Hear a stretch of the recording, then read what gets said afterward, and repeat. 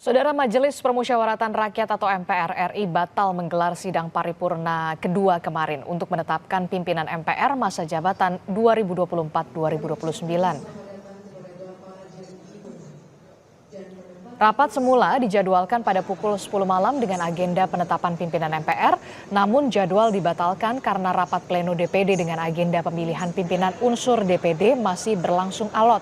Sidang paripurna MPR yang dipimpin Ketua MPR sementara Guntur Sassono dan Wakil Ketua sementara Larasati Moriska ini menetapkan susunan kepengurusan fraksi dari partai politik dan kelompok Dewan Perwakilan Daerah periode 2024-2029 dalam sidang paripurna kedua. Rencananya, saudara, sidang paripurna MPR akan dilanjutkan hari ini pada pukul 10 pagi.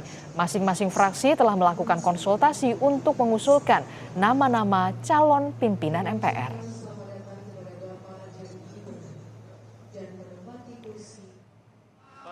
Merespon isu jadi calon kuat Ketua MPR Sekjen Gerindra Ahmad Muzani menyebut pemilihan Ketua MPR saat ini masih dalam proses.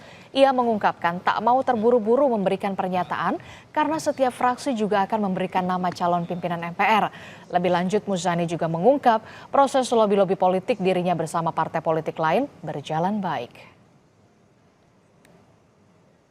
Tunggulah nanti rapat paripurna itu, di rapat konsultasi siapa nama yang akan muncul. Saya tidak mau ngeke mongso, saya tidak mau keburu-buru. Siapa yang diusulkan oleh fraksi-fraksi untuk menjadi pimpinan termasuk Ketua MPR. Tunggu karena semua proses sedang berjalan untuk memimpin lembaga yang terhormat ini. Hubungan saya dengan teman-teman partai politik di Senayan bagus sekali. Nggak ada hambatan, nggak ada masalah, termasuk dengan teman-teman kelompok DPD, hubungan kami berjalan baik, lancar, dan teman-teman partai politik dan teman-teman DPD adalah sahabat.